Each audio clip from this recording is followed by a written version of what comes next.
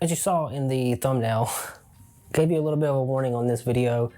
And future videos like this is basically, I titled these types of videos or episodes out of bounds.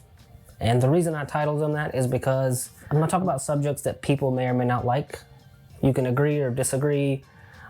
Either way, that's fine. That's kind of the whole purpose of it, is to just highlight something that I think that is like kind of like what is going on over here kind of a thing, or something that I disagree with within disc golf, or something that I agree with, or something I think can improve, or something like that. Basically just give my opinion to people that don't really care to hear it, and then have them criticize me and tell me that I'm wrong.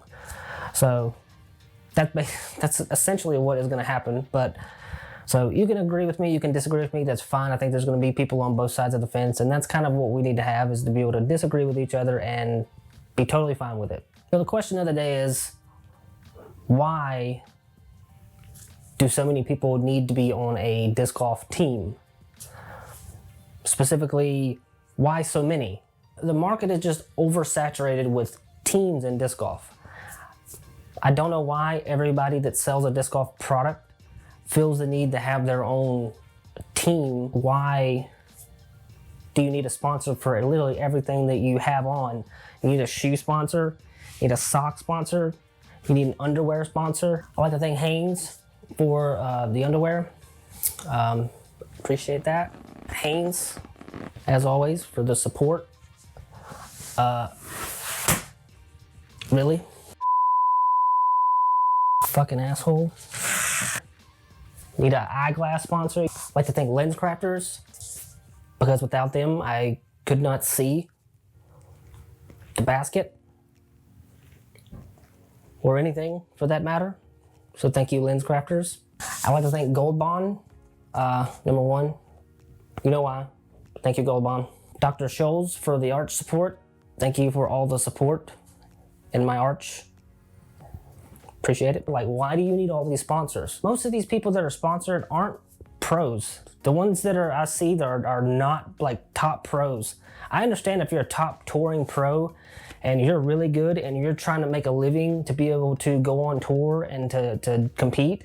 I understand that part. Those make sense to me. It's these amateur people like myself that don't need to have all these sponsors. Like, we're just social media is just oversaturated with people just trying to make a name for themselves and get there and attach themselves to something that's bigger than themselves. A lot of these people are just people that just want to show off that they have a sponsor. Are you that insecure that you can't just be a person? You can't just be a disc golfer and enjoy the sport? You know, you want to support these companies so much that you love so much, buy their product.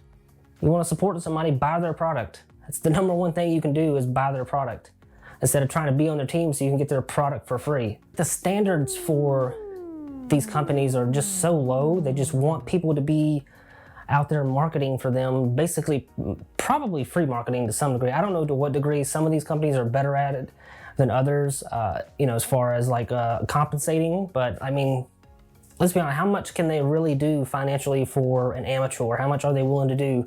Probably not much. Probably just a coupon code and here's some stuff for free, because every now and then we want you to know that we want you to keep promoting us. I don't believe in just being given something like that. I think you should showcase why you need to be on that team before you just get given that team. Like, boom, you're on this team because you sent me a letter, you emailed me, and I liked what you said. Like, that doesn't, like, showcase that. Like, there's not enough earning of this stuff. It's just like, what do you gotta be human. That's one. Gotta be human, gotta have a pulse, okay? Gotta have a social media account, which 99% of the population probably does at this point. So boom, you're in. There you go. Congratulations, you're on a team that you worked so hard to get on.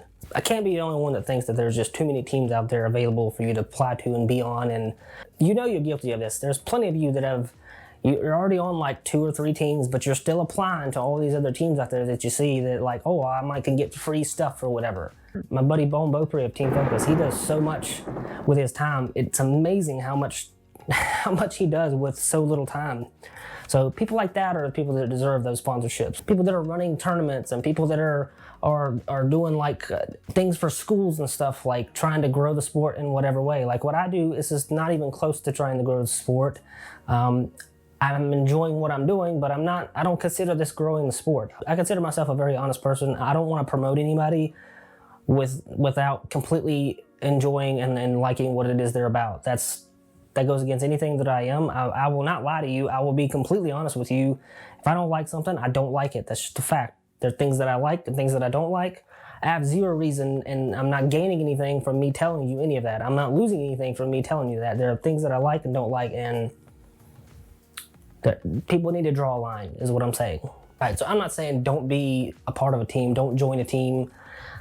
I'm just saying it doesn't make sense to be on 6 different teams. Just pick your team. Like if you have a backpack sponsor, that's fine. If you have a clothing sponsor, that's fine.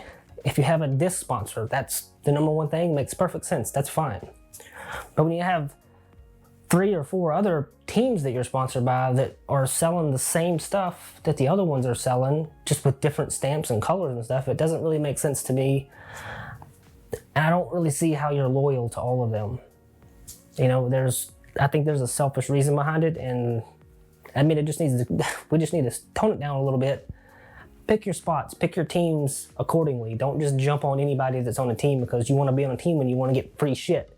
So yeah, I definitely stepped out of bounds there a little bit, but that's okay. That's the whole point of this, is to say things that people are probably not going to say. I'm probably the only one that's going to say these things because everybody's too busy kissing each other's ass out there and afraid to say something that goes against the grain or whatever. You know, I understand that, but like that's fine. But like there are things that need to be said. You know, disc golf can't just be constantly agreeing and liking every single thing that goes on in it. That's not how the world works. You can't just, not everything is perfect and right and exact and whatever. And for God's sakes, will you please stay off TikTok?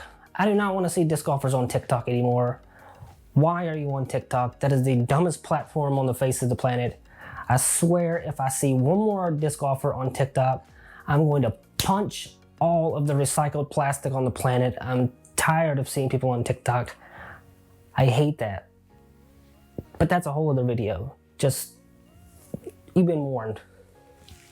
Thanks for watching. Comment if you agree, disagree, that's totally fine. I get it. You have your viewpoints, I have mine, but I respect yours as well. So thanks for watching. Peace.